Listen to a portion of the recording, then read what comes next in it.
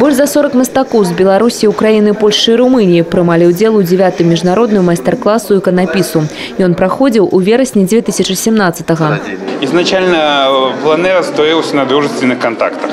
Потом каждые друзей притянули еще друзей, и выросло количество художников. На выставе творы 27 удзельнікаў, 4 з іх беларусы. Картина кожнага аўтара не просто плод фантазии. Яе стварэнне – сур'ёзная даследчая работа.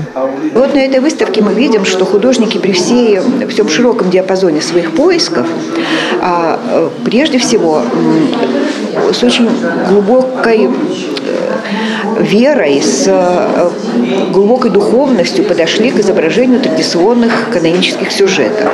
Это выставка современной иконы, но здесь сочетается и классическая икона, ее каноны, и все. И очень интересно было посмотреть, как современные художники прочитывают тему христианства. Иконопись великолепная, тут разные сочетания композиций, красок. Работы уникальные, своеобразные, они соответствуют времени и месту. Организаторы выставы – Генконсульство Республики Польша у Бресте, Польский институт у Минску и музей выратаванные мастацкие каштоўнасці.